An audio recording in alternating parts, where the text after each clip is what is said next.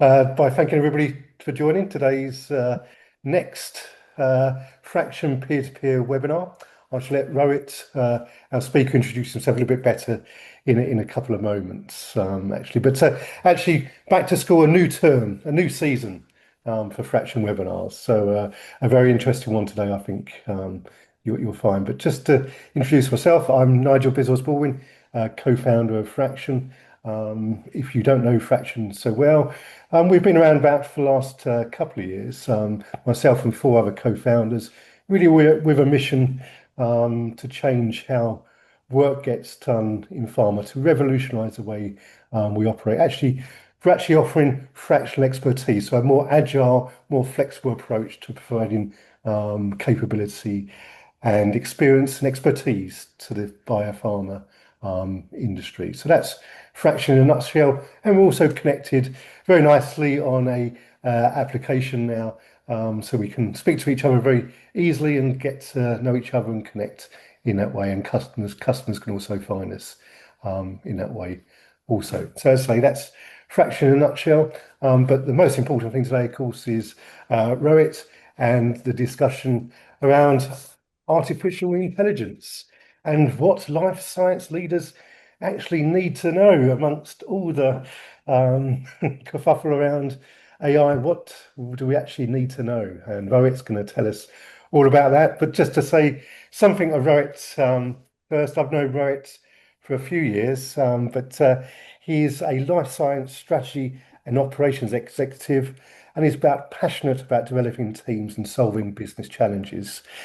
He has an attractive track record of driving top-line business growth while identifying significant operational efficiencies in private equity-backed startup and publicly listed organisations.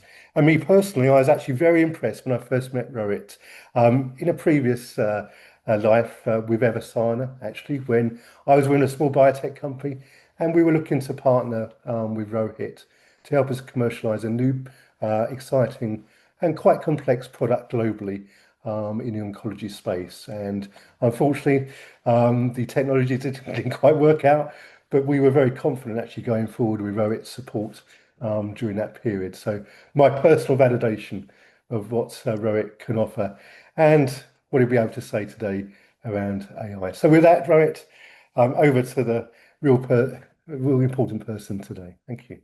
Perfect. So thank you, Nigel. I will begin by saying I was introduced to artificial intelligence when during the pre-dot-com era during undergrad. My background's in computer science. Didn't really pay attention to it at that time because AI wasn't front and center. We talked more about data warehouses, and Sybase and Oracle were the game in town at that time.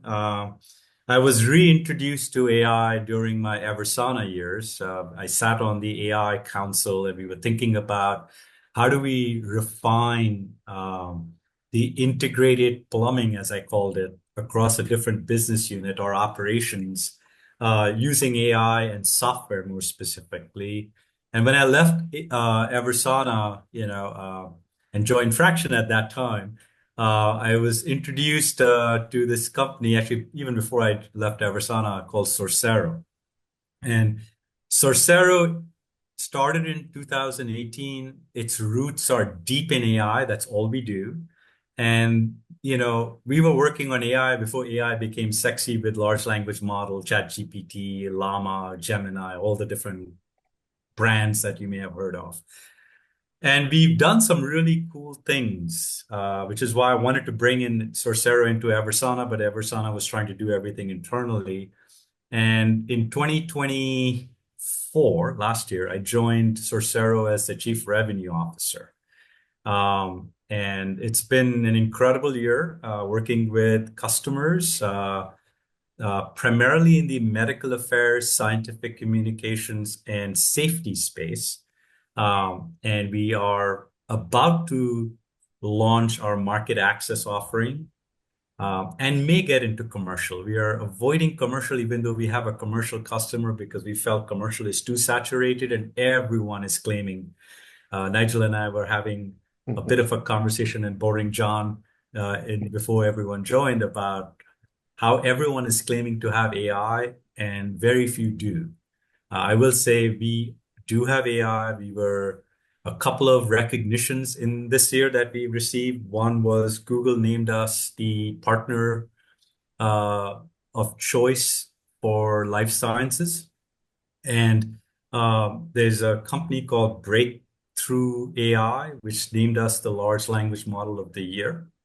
And we were also recognized by Fortune as number 131 on most innovative companies in North America this year, and amongst many other recognitions. But this is real. I will tell you, we have about 24 customers, 36, I should say 37.4% of big pharma, top 30 big pharma.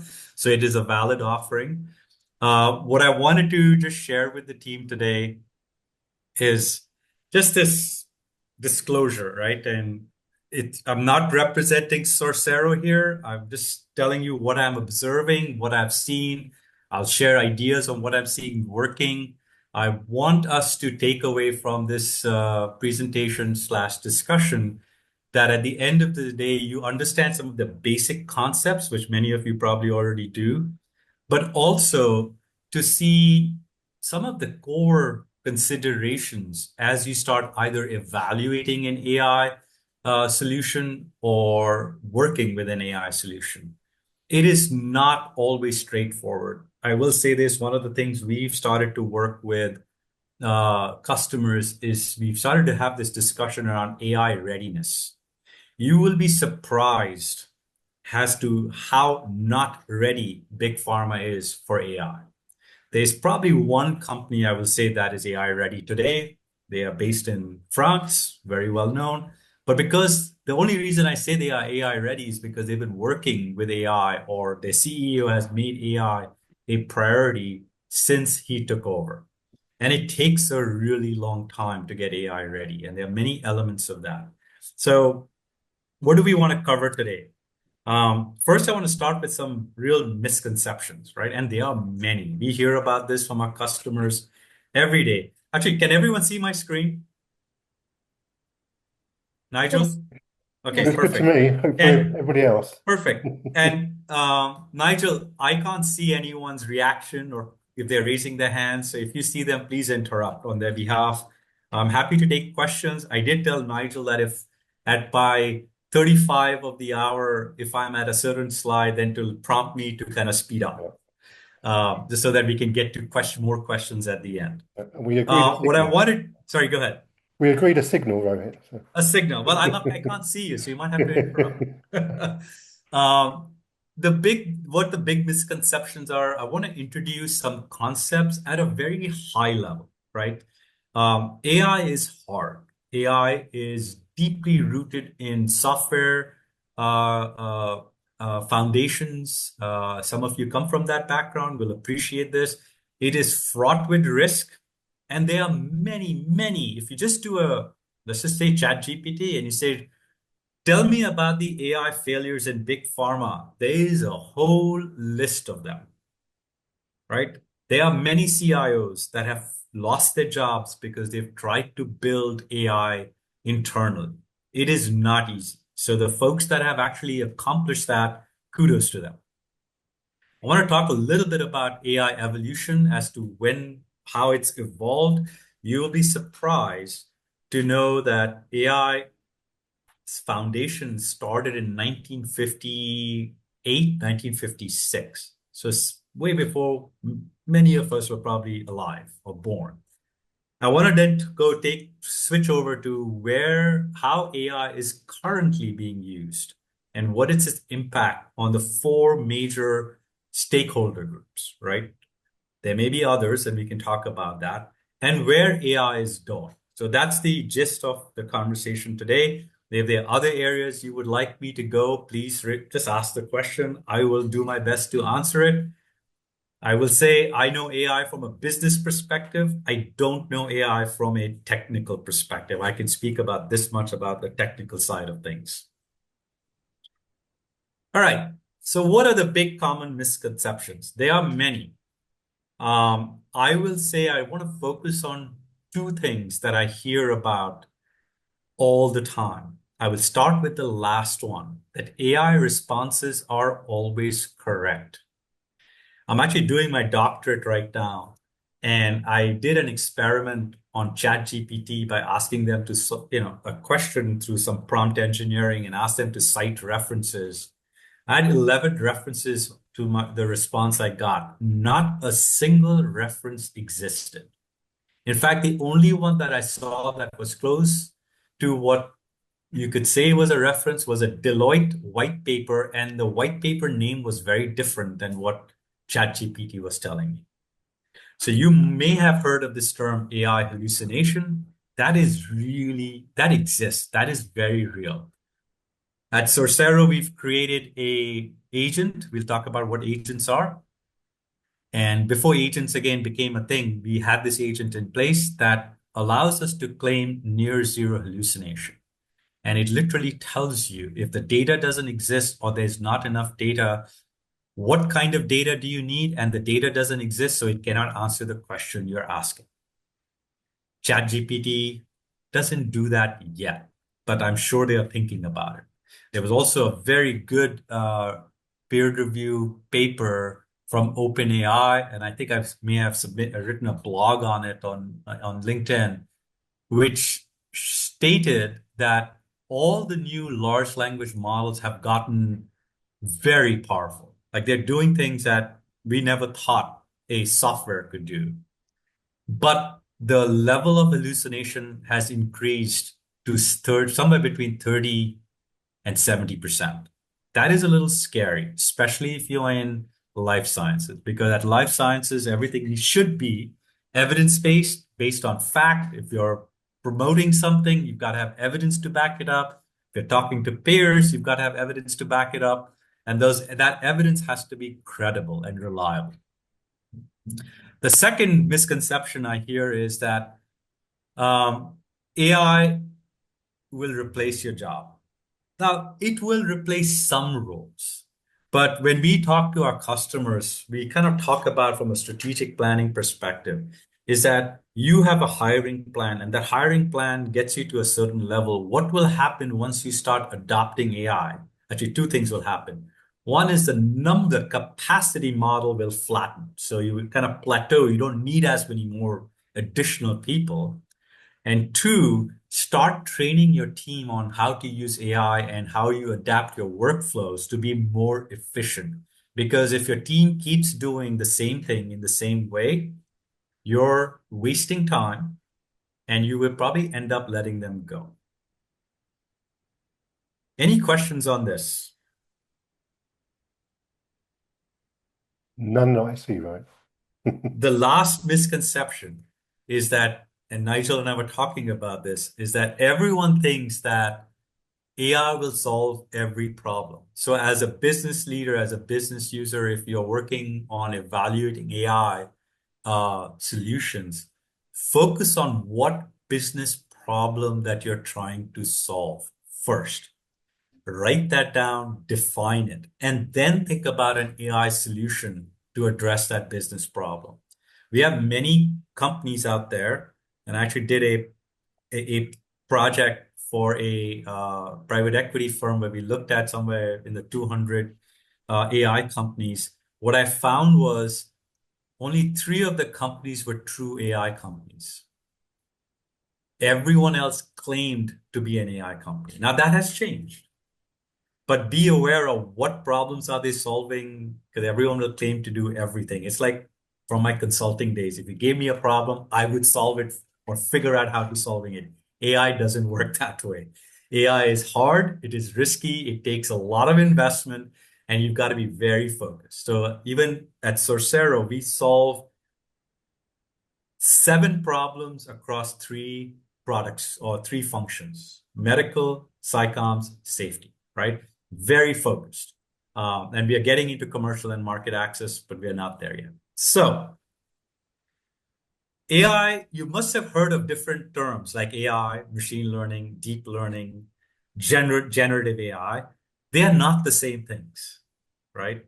And I'm not going to define this for you. And Michael, I'll be happy to share this in PDF format where you can share it with the team so they can look at it. I think the simplest way to think about AI is like if you think about um, the field of transportation, right? And you think about uh, how intelligence kind of can be applied. Think of AI as the entire field of transportation, right? Think about machine learning as programs that are helping the vehicle or your car improve their routes based on traffic patterns. So you're actually programming it to make certain decisions based on what's happening, right? Think about deep learning as very sophisticated self-driving cars. They have neural networks that are thinking through data being coming in and making decisions as to turn left, turn right, stop, start. So again, there's a deeper sense of uh, predictive analysis and making decisions based on that. And then generative AI, which is all the buzz right now. And you've probably heard of OpenAI with ChatGPT or GPT 5.0, which is pretty good. Gemini from Google. Gemini, I think, is probably one of the leading LLMs. But if you're a big fan of Simon Sinek and one of his latest books on the infinite game, they keep surpassing each other, and it's only going to get better with time. Um, Generative AI is like, think about from a transportation analog as vehicles that can design and build new roads for the vehicle, right? So it's kind of doing things and generating content for you that didn't exist, right? Questions on that?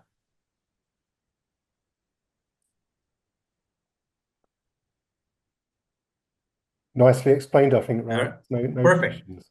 The older AI, and this is something you would have heard on what is NLP, NLU, NLG, right? Again, these are just concepts. You could do a deep dive. You could even go to YouTube and ask questions, explain NLP to me. There are some incredible videos that will give you a deeper dive in all these things. Natural language processing, right? These are things that are very closely, like kind of very core concepts in AI. And think of NLP as think of all the text and unstructured data and data that is being even structured data that's coming in. It's kind of thinking about applying techniques to it to understand and interpret what is coming in, right? It could be text or speech data. Think about smart assistants like Alexa and Siri, right? They are helping you understand the question and then getting your response based on that. They use NLP. This is like the early generation of AI. Chatbots use NLP. NLU is really interesting because NLU, we are now getting into a little bit of generative AI. It's giving you context, right? Think about the word current. Are you saying you're swimming against the current? Are you thinking about current version or some other definition of current? NLG allows you to differentiate between that. And then NLU, the understanding, sorry, that's NLU. NLG is trying to help you think through what do I generate now, given that I've understood the meaning and context. These are three really important concepts. They are different. Most of the time, we'll hear about NLP or just natural language, right? But there are nuances here that we need to understand that they are different. This year, everyone's talking about agents, right? And we launched our agentic framework at MAPS in New Orleans this year. We've got agents around I talked about hallucination. We've got agents around PHI because a customer of us unintentionally sent us PHI-based information. Big no-no. So we have an agent that actually detects that proactively and then will not allow you to ingest that data set because it creates challenges, compliance challenges. We have agents that synthesize data, cite data, validate the responses by testing on well-known sites like FAIRS or from the FDA or Purple Book from the FDA or things like clinicaltrials.gov, right? So you can do that. The think about RAG, right? So you hear this retrieval augmented generation and then agents, right? What retrieval augmented generation is essentially, think about ChatGPT. You're putting in a query, it's going through all these categorized data sets with trillions of data points, right? Or billions and trillions of data points, and giving you a response that should make sense.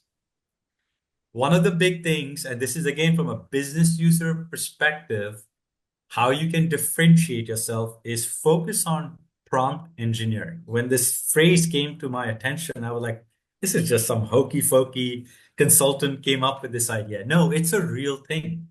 There are rules on how you prompt a LLM model to get very specific responses. It's around context.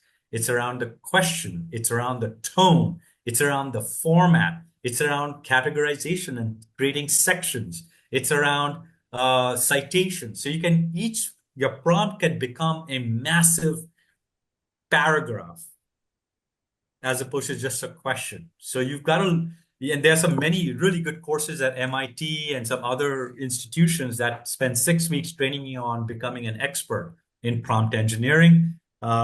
Also, YouTube's got some incredible videos on that. So pay attention to that. That will have a big impact on your ability to become efficient.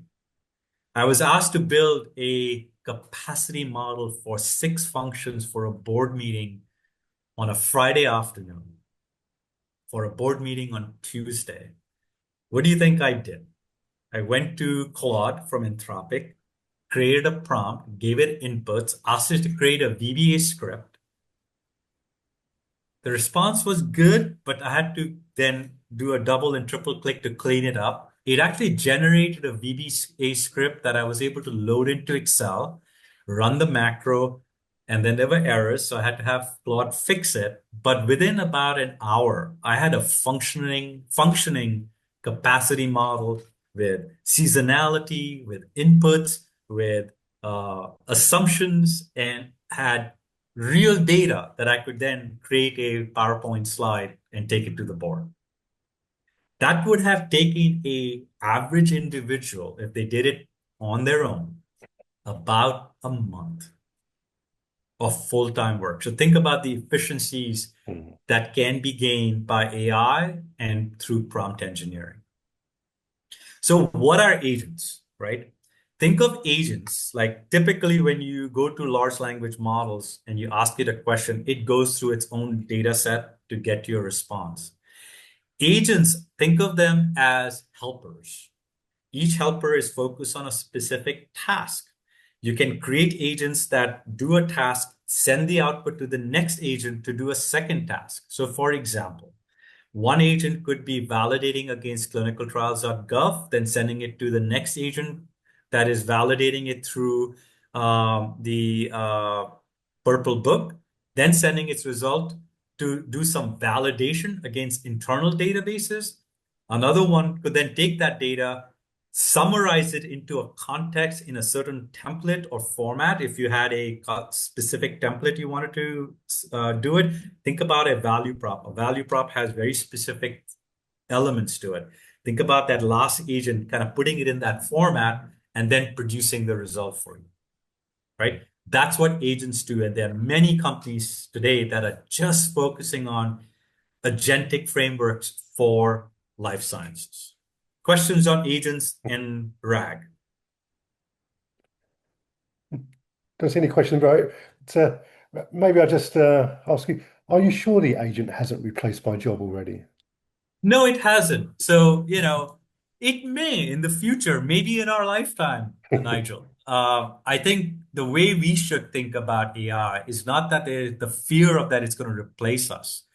From there, we need to shift to how do we leverage AI to become smarter and more efficient? Mhm. If we take that approach, you will always have a role. But we should be ready for our roles to change. One of the things we advise our customers on today is think about your workflows and think about change management. I'll talk about it a little bit later. Your workflows must change to adapt AI. And then there's a whole aspect of training your team to adapt to those workflows. You just don't discard the talent. I think there's so much talent and so much institutional experience that AI hasn't caught up to and may not catch up to for a while. Thanks. So will it impact our jobs? Likely. Will it impact our jobs in the current 3 years? I don't think so. That's just an opinion, right? And I can be wrong. A 3-year horizon is good for me. Right, I have a question. But, a couple of questions actually. Go ahead. Tio was up first. Hi, Tio.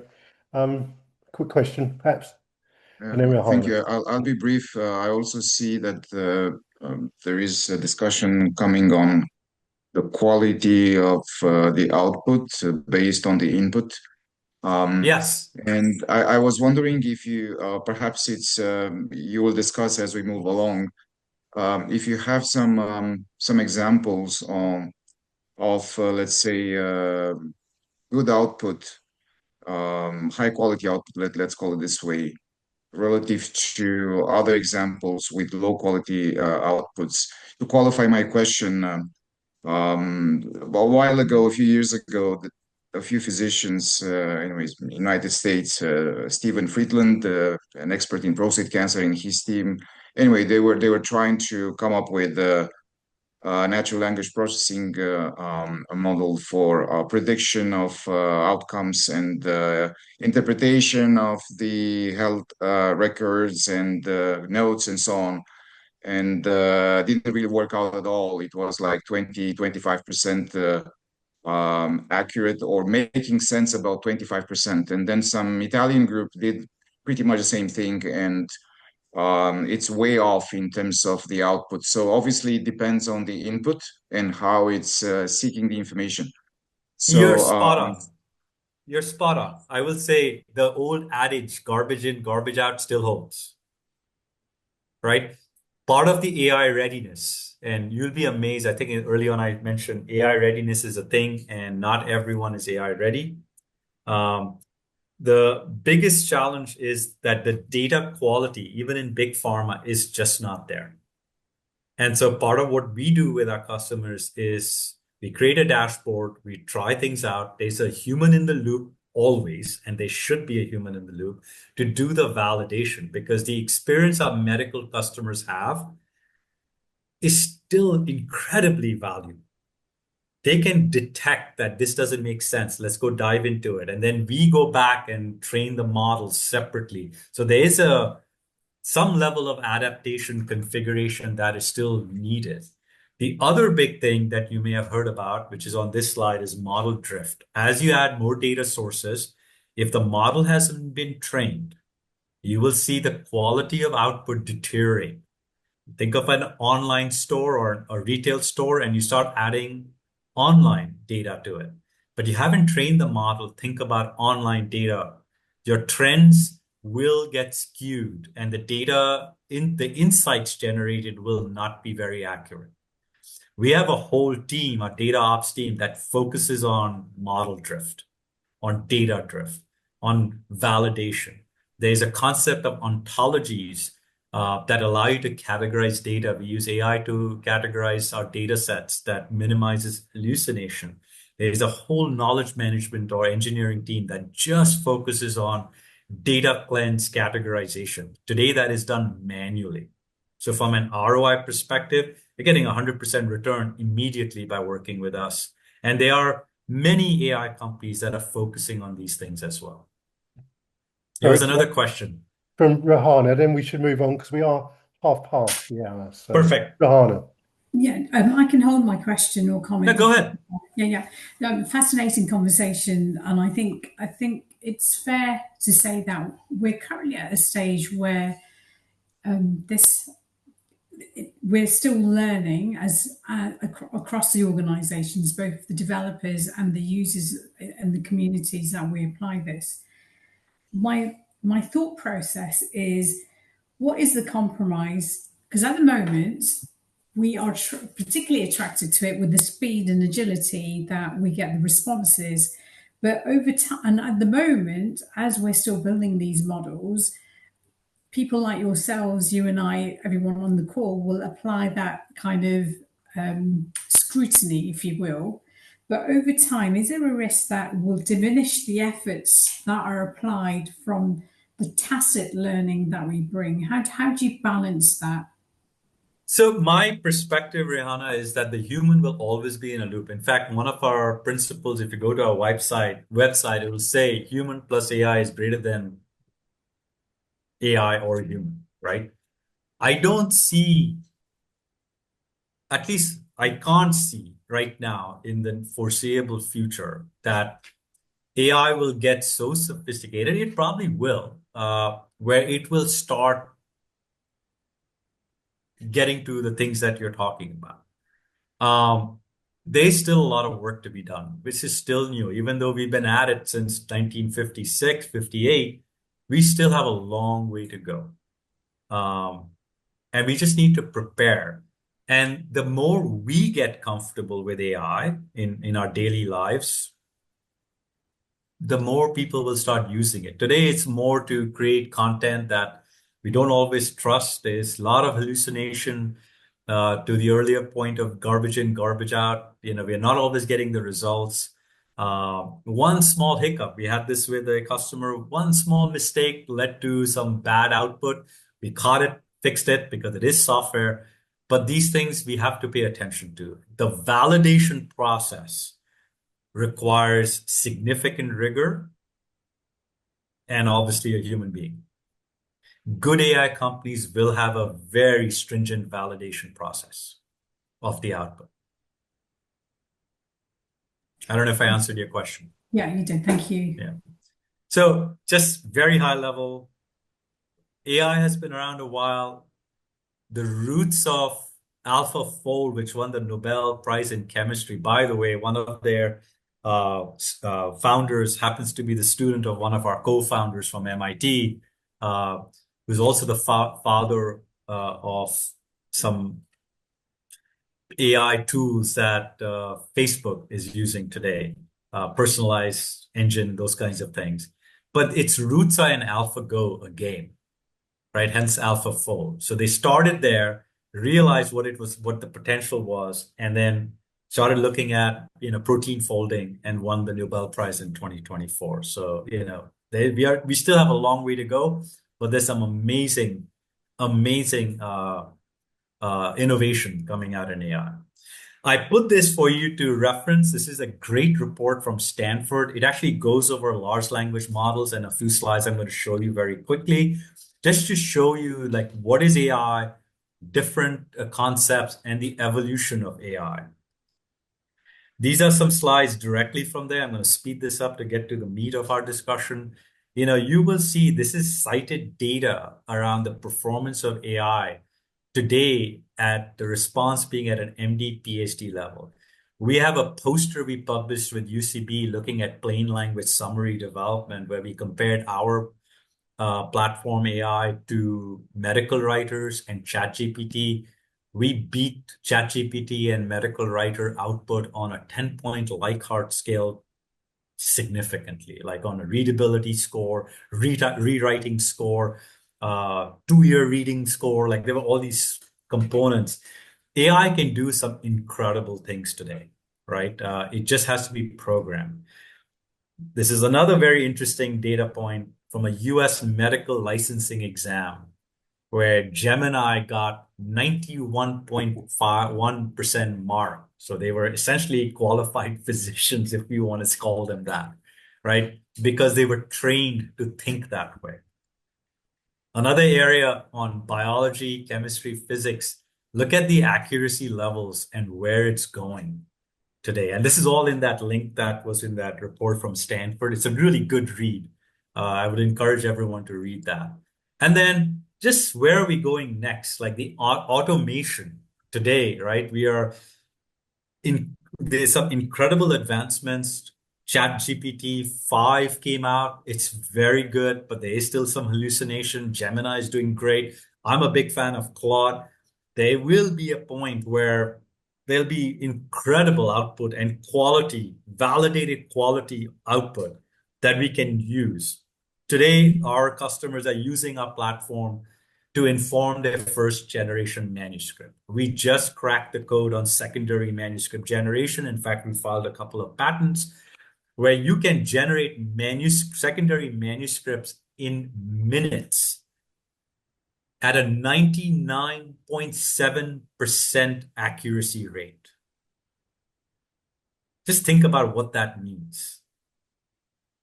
There are certain sections on discussion that we do tell our customers to kind of look at it, rewrite it, because we just want the human in the loop, right? But will we get to the point where this can be generated by AI or a solution, an AI solution that is programmed to address a specific thing? The answer is yes. Generative or generalized AI cannot do that. Specific AI that is trained to address a specific problem will do that. There is a difference between using ChatGPT to generate a secondary manuscript versus a platform like ours that is built for it. All right. So where is the impact today? You may have read or heard about all these things. AI today is really like the AI solutions are very entrenched in clinical. I think clinical development was probably the first adopter of drug discovery. Moderna has its roots in AI, and it was very much BioNTech has its roots in AI, and that doesn't take away the research that was done to get there, but they were leveraging AI to inform their research, right? Whether it was a discovery of a target or clinical protocol design, or even regulatory submissions. There's companies like Sama that help Pfizer and BioNTech with their regulatory submissions for their COVID vaccine, right? Real-world evidence generation is all the rage today. It is much harder to do things. In fact, one of our secondary manuscript outside of PRO, we are looking at real-world evidence, pathway optimization. Everyone talks about omnichannel. I have a reaction to that because I don't think omnichannel exists in life sciences. It's more multi-channel with layers on things, but developing personas, personalizing engagement, and our platform allows you to do some aspects of that. It does exist. An example is, imagine you're an MSL that's trying to determine the profile of a KOL based on all the interaction advisory boards, Congress data, publications. Instead of spending, which we think is about 4 hours a week for an engagement with a KOL, our platform allows you to do that in seconds with 100% accuracy. Just think about time savings, cost savings, and quality, right? We've even tested this at ASCO for a customer where the platform wrote an email based on Dr. Biswas's interests, based on our engagement with him, and send out emails with very personalized emails that the platform generated with a 60% response rate. Just think about cost savings, efficiency, and the personalized nature in which you're building that relationship or doing that scientific engagement. There's this, everyone's heard of the iron triangle, right? Quality, speed, cost. AI is helping us break that because everyone says you can do 2 of the 3. AI allows us to do all 3. And market access value. I will say market access from an AI perspective is in the dark ages today. I just finished a customer discovery with about 50 market access operators. They are not thinking about AI, even though data is intrinsic to what they do. There is a huge opportunity there. And they are using data, but they're not thinking of AI in the way they should. So there is a innovation spectrum that runs different functions. Clinical is on the other end. Regulatory is going there. Medical is somewhere in the middle. Marketing is somewhere on the right. If it's right is more innovative. Market access is really on the left today. All right, Nigel, I'm going to speed this up. So AI impact on patients. Think about personalized treatment journeys. We can diagnose if we ingest claims data to understand where the gaps are. How do we address those gaps? How do we then inform engagement with either the physician, the nurse practitioner, or a payer or somewhere, right? Think about predictive health monitoring and prevention. I have a glucose monitor I wear. It actually predicts what I should be doing, tells me what food I ate, its impact, and what I should be thinking about. Never thought I'd be doing this, right? Or using a GCM to kind of help me think about what I should eat, how much sleep I need, etc. It's quite remarkable.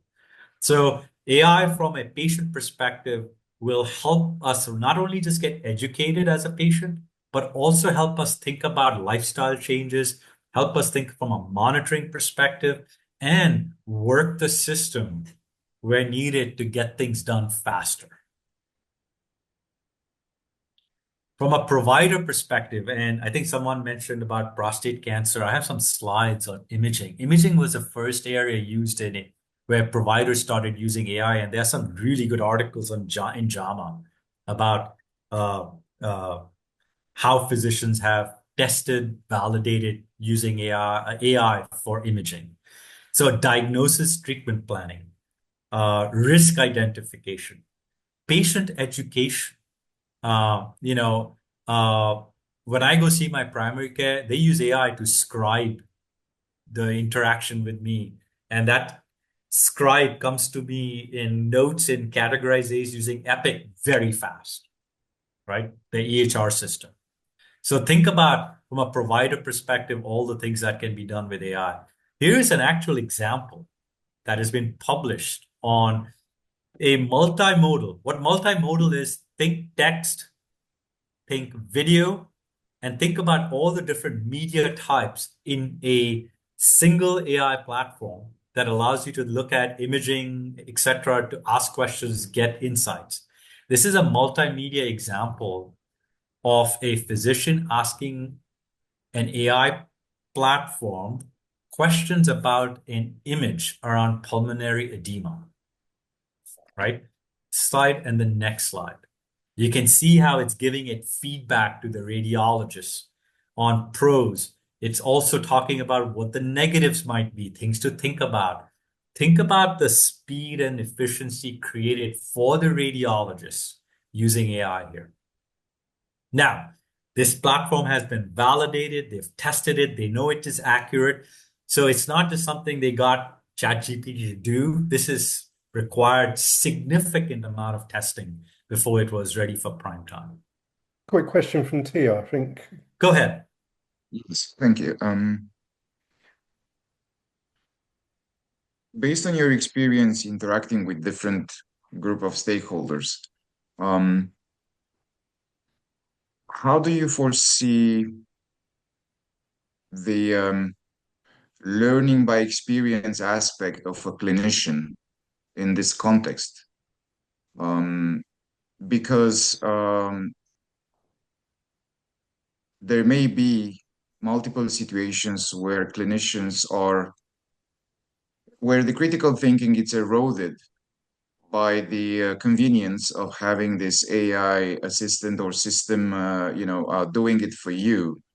And as a consequence, over reliance on what the system may give you as a feedback. And it may be way better than a doctor, as you previously showed the score, right?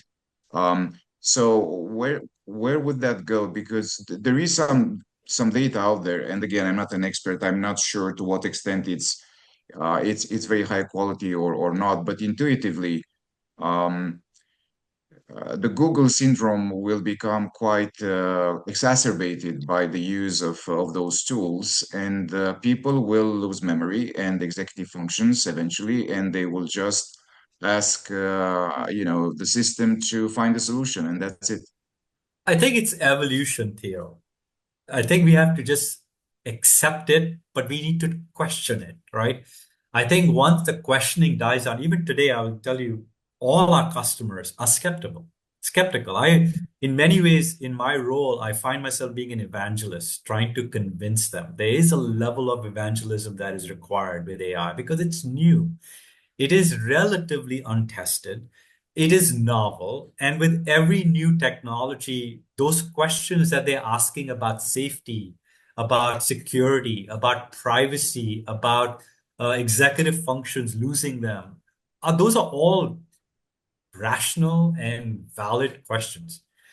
As a solution provider, our job, my job, is to help them navigate that and show them how incorporating, in this case, our platform, helps them become more efficient while retaining their experience, their knowledge, their capability, right? So we've created ROI models that we share with our customers. We've created training that we share with our customers. We help them redesign their workflows.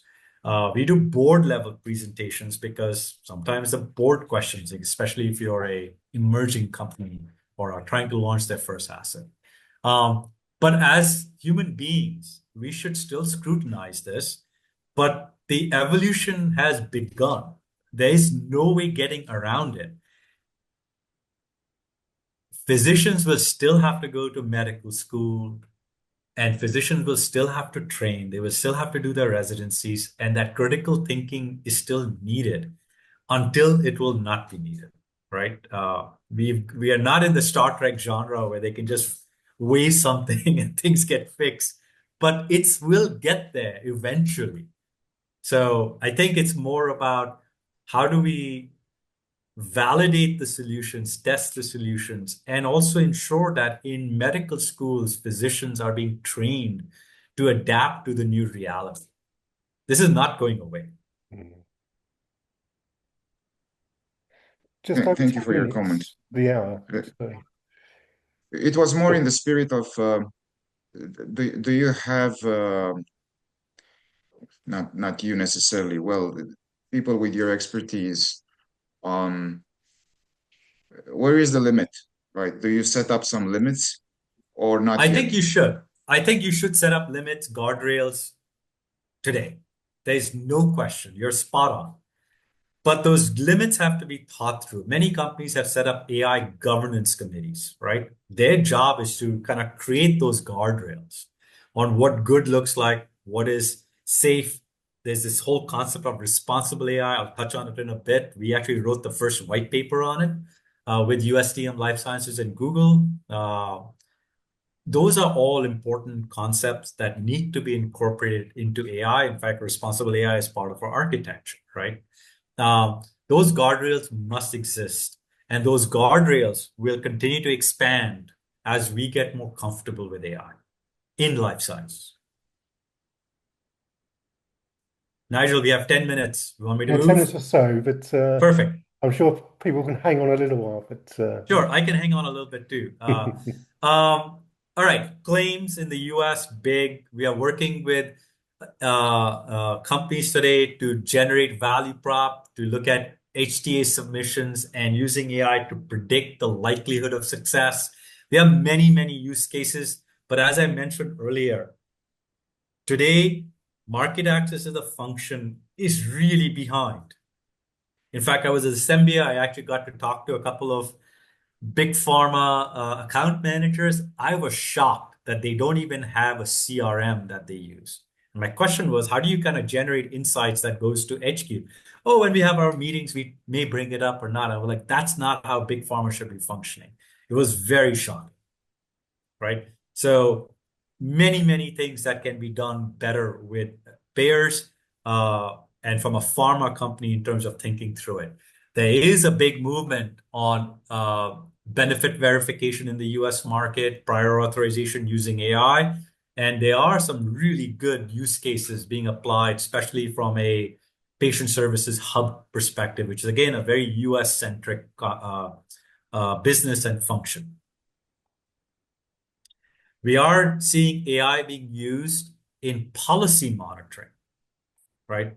Looking at it, all the policies that are being predicted or established and generating insights from that and recommendations based on that. Like, what should we think about AI? You can go and ask generative AI or any of the large language model about what are the implications of most favored nation to my company. Give it more context, give it more data, and see what it says. You'll be surprised at the quality of the insights that come up, but it's still new.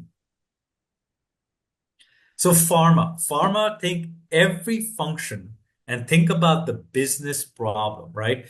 Our philosophy at Sourcero is it will be an end-to-end use case or use cases, but there will be very specific problems that will be prioritized and AI will be used there. We will see AI being used in evidence generation, in creating value propositions. Right now, one of the biggest challenges I see is marketing creates messages, medical creates messages, and market access creates messages. In a ideal environment, it should be coming off one messaging platform. But you've all probably seen it. Most, if not all times, everyone's doing their own thing, and they may be working off the same evidence. Imagine AI integrating that in a compliant manner, right? We've already created a solution for PV safety monitoring. We've identified in one instance 272% more safety, I wouldn't say safety issues. I don't know how I would say it in a compliant way. In literature that were not even identified by manual monitoring. It scared the crap out of our customer. Our point to them is if every one of us talks about it's all about the patient. If you truly care about your patient, isn't this a good thing? You can now decide if this is a real signal or not and do something with it proactively. The FDA is already moving to AI with some failure. Elsa, you may have heard about it. In fact, they're talking to us right now. Imagine if the FDA starts using AI, our customers who are using AI in safety signal monitoring are so far ahead. And just think from a patient perspective on time to therapy. Can we get them on drug faster? Our approach, and we've actually seen this happen, changing standard of care because of AI, because there was much better information available in a timely manner that changed physicians' perspective on what standard of care should be. It changed the compendia thinking on what standard of care, what first line, second line, third line should be, right? This is where the value of AI is. So where are we going next, right? I'll talk about responsible AI at a very high level. Think of responsible AI as a transparent, accountable system that is free from harm to their stakeholders. We have this guide. If you go to our website, this is one of the first white papers written on responsible AI. It actually talks about as AI evolves, what are some of the responsible AI concepts that AI governance teams should incorporate. That includes GDPR. Our platform is GDPR SOC 2 compliant. We are working on HIPAA. Like all these regulatory requirements, what should inform what good should look like. And it will get there. I don't think many of our competitors are there yet. We haven't gotten HIPAA compliance yet. We're working on it. We're working through each one of these things. I think it was Tia who asked this question, or maybe someone else. It's an evolution. It will improve with each iteration of this. So future depends on a few things. The first question someone asked about data quality. Data quality is essential. The problem with generative AI is you're looking at all these data points with data in on the web or other data source that's publicly available. Nobody knows if that data is correct or not, right? We are creating a tenant, so it's closed system, only accessible by the client. We transform the data, clean it up using AI, ingest it after categorizing it using ontology. This is how we minimize hallucination. Stakeholder collaboration is really important. Ethical considerations like responsible AI, as I mentioned, are really critical. They have to be foundational to what we are doing. and change management. I talked about workflow redesign, training, very important for success of AI. That was my last slide. Nigel, I'm happy to stick around and take questions. Well, thank you, Rohit. Absolutely. So, if there's any questions, I didn't look at chat before, but I see there was. Sanjay has a question, I think. Hi, Sanjay. Go ahead, of course. You're on Sanjay? mute, Sanjay. Oh, Yeah, thank you. A very nice overview. What about AI, and very informative for me. There are probably a few specifics, and perhaps you and I can chat at some point to see. I live in Philadelphia, so let's see whether we can connect. Oh, you're not that far from me. Yeah, I know. I have a question in terms of the application, and you did talk about the current impact on pharma, specifically because I used to work at GSK and then worked at a biotech company. GSK is ahead of its time, by the way. Well, I'm curious though, talking about your current impact, and you did talk about accelerated drug discovery, enhanced clinical trial design, et cetera, et cetera.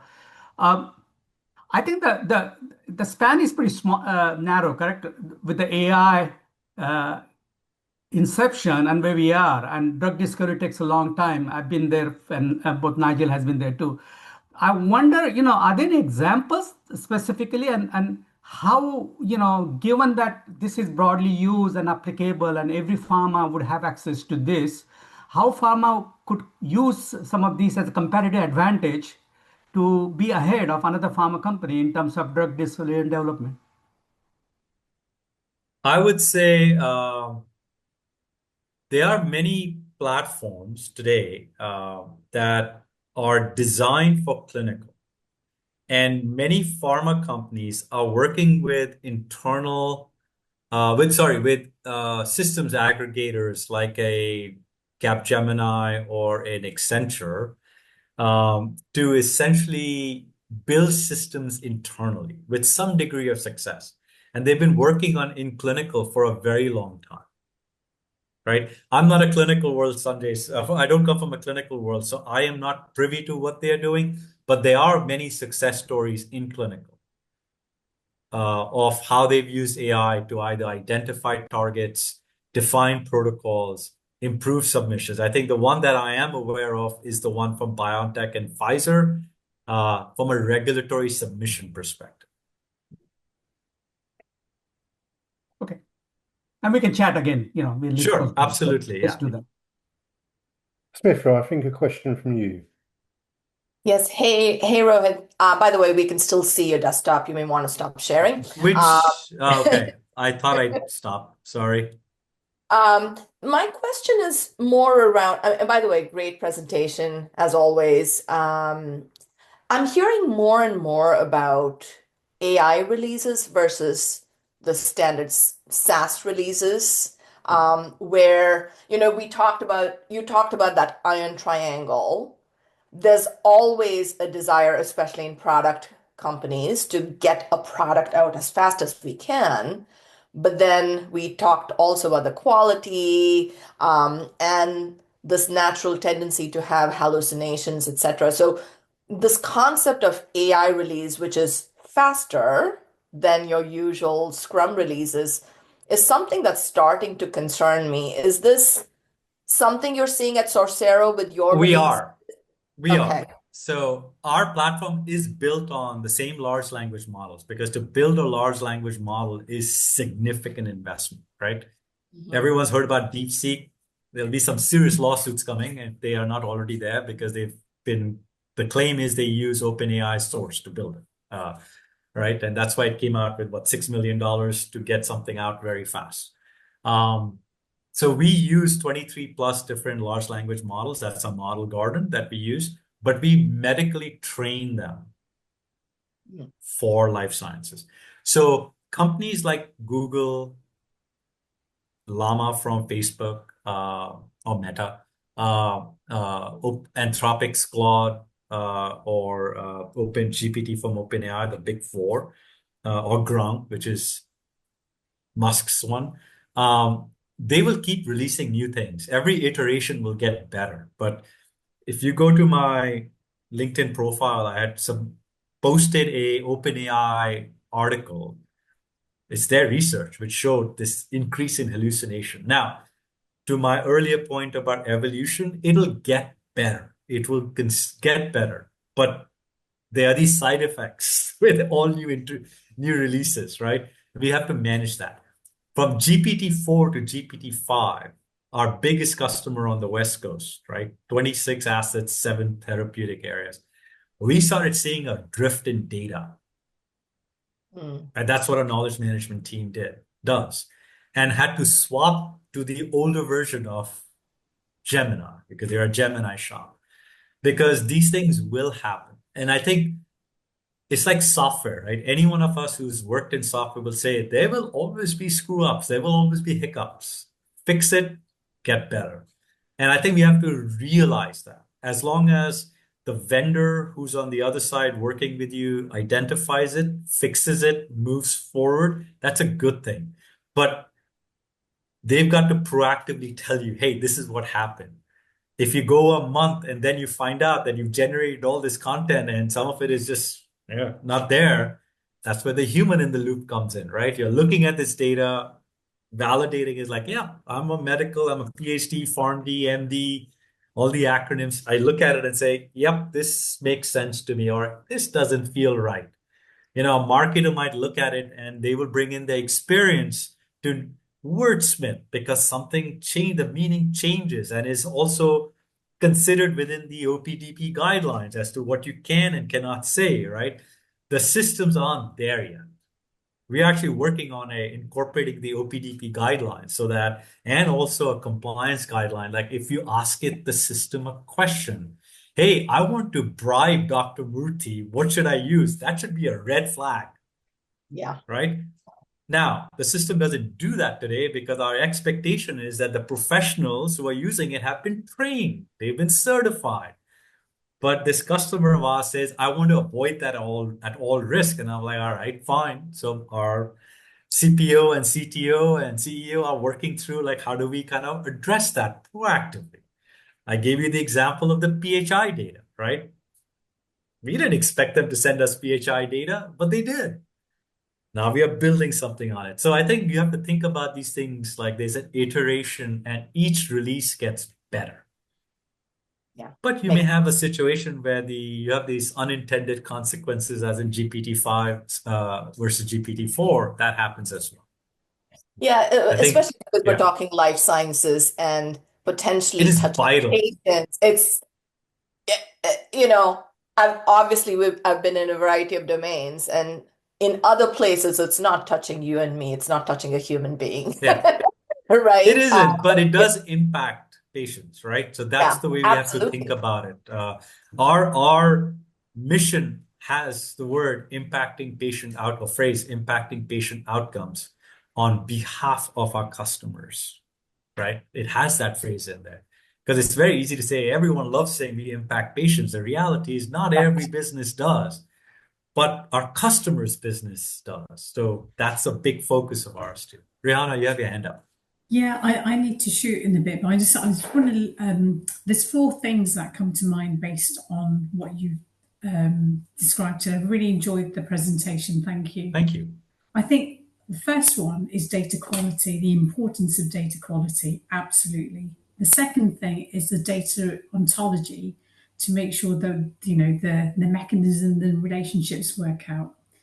The third thing is validating and testing the models.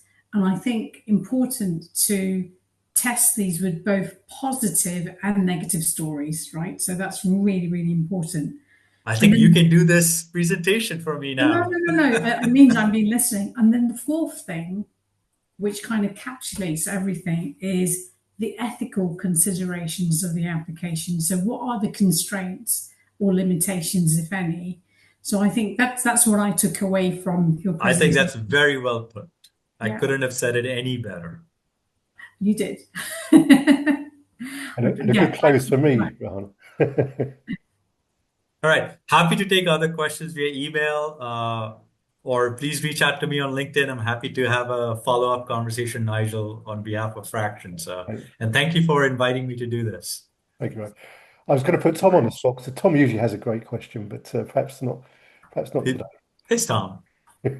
I'll ask it if you've got a second. Yeah, for I have sure. a second. I'm sensitive to everyone's time. So I'm coming a bit from a commercial bias, and I know that's not the focus here, but how is pharma looking at the compliance world on how data gets shared, who it gets shared with, all Yeah. that?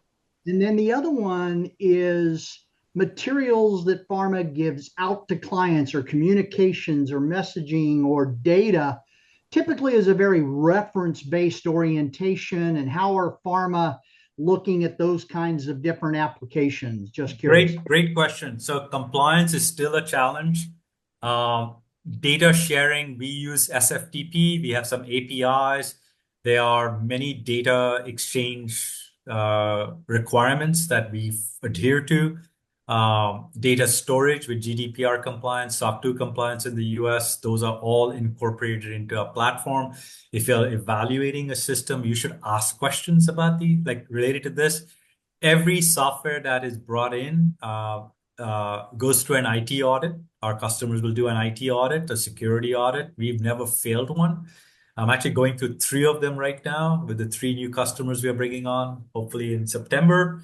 And the rigor in which pharma does that is incredible. We have also had situations where pharma clients have sent us data via email. That's a no-no. It violates SOC 2. So you had to return the email and tell them, please use SFTP or our gate that we've created, the secure environment we've created for them to load the data.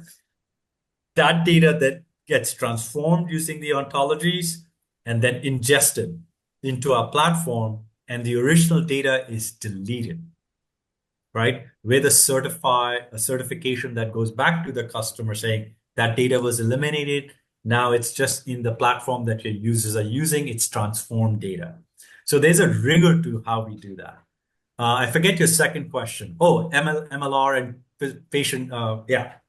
Reference-based support of all communications to clients. Yeah. So our platform produces data with citations and references in the AMA style.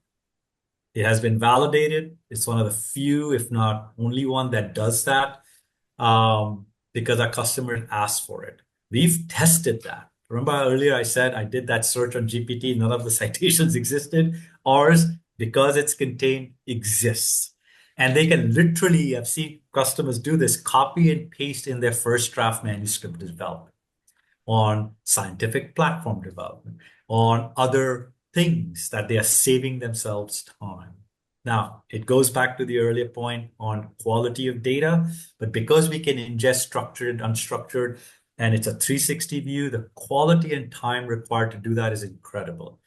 But even the plain language summaries we develop, whether it's APLS, MPLS, or video PLS, have to go through an MLR or PRC process, right? That is standard. Now, there are companies that have used AI to automate it. That's not our area of focus. Our focus is more on insight and content generation, right? And allowing MSLs or field team members to personalize their engagement, because we also have a scientific sentiment analytics that we built. It's the only performative scientific sentiment for medical affairs in the world today. Nigel, you will appreciate that, because medical affairs can never measure impact, or they find it hard measuring impact. With our platform, they can, because it allows you to very specifically engage at your interest level and then see through the next interaction what has changed. And it all goes back into the system, either Viva CRM or some other CRM, or through just MSL notes. All right. Tom, did I answer both your questions? No, appreciate it. Interesting topic. Good. Sometimes I'm glad I'm at the end of my career, not at the beginning of it. Come It now, is, Tom. Come now. I think many of us are there, Tom, but it is a fascinating field. I worry about my kids. Yeah. But as many of us also appreciate, this is our industry is such where the Yeah, learning never no, it is. stops. It is. It's where it is for sure. Yeah. So, Yeah. well, thank you. Enjoyed that a lot. Yeah. Thank you. Thank you, Tom. Any other final burning questions before we let Rohit go? But I know he'd be delighted, no doubt, to have any Yeah. follow-up I discussion. would encourage everyone use YouTube to learn and to become an expert in prompt engineering. You will find it extremely valuable to your career.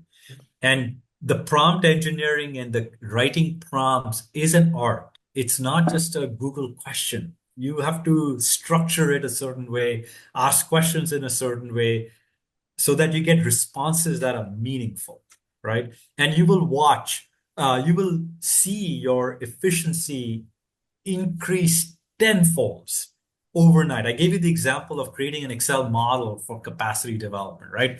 Not one function, 5 functions in 1 to 2 hours as opposed to a month. Just think of what it can do for you. Presentations, other things. And I'm just saying generative AI, like generic AI. I'm not even saying specialized AI. But validated. Even the model I created, like I had to go through iterations of it to find, I need to add this thing in there, this missing, and then figure out the formulas and update the formulas, right? Those are the things I would encourage you to think about just in the short term, and you will see your productivity go like crazy. Thank you.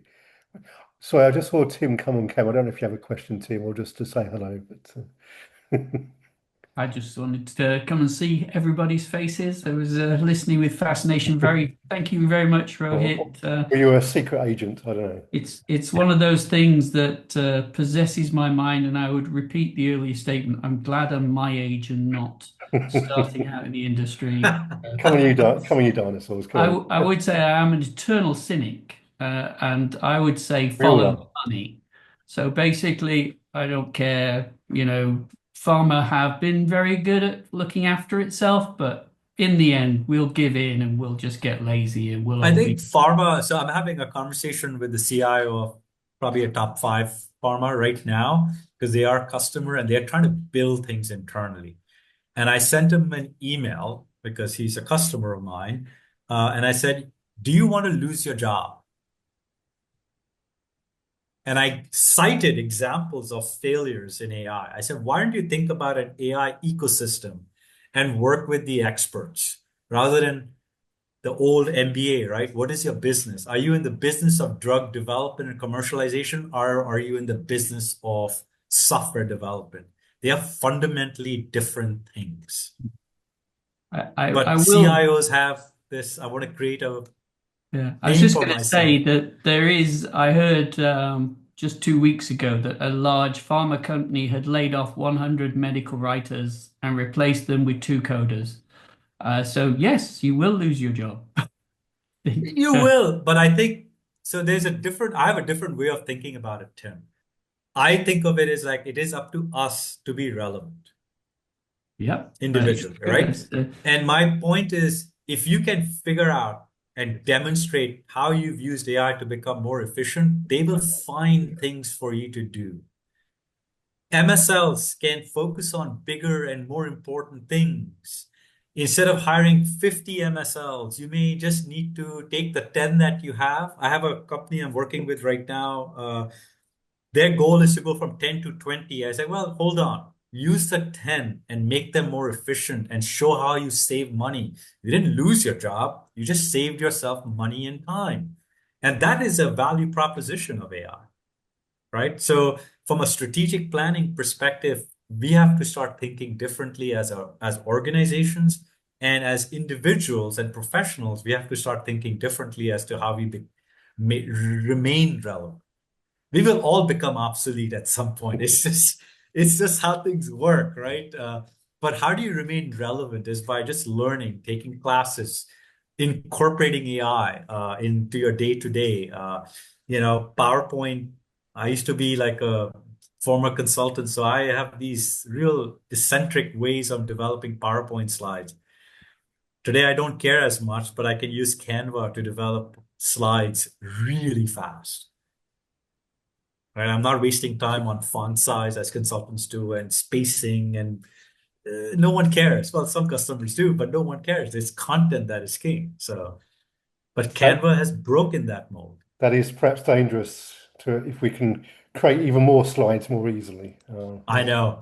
I like 5 to 10 slides in my meetings now. I've changed my opinion, Nigel, when I joined Eversana. Before that, it was how much? If you're $200,000 project, that means you need at least 200 slides. There you go. It was a dollar number per slide. more slides than patience usually, but Yeah. there we go. True. All right. On that note, Thank you for your should let time. everybody go. Thank you. Happy to continue as needed. All right. Yeah. Thanks, Very Nigel. interesting. Thank you, everyone. Thank you. Thank you very Have a good much. day. Thanks, Thank everyone. you. We'll speak Thank you. soon. See everybody soon. Okay. Bye now. Bye-bye. Bye-bye, everyone.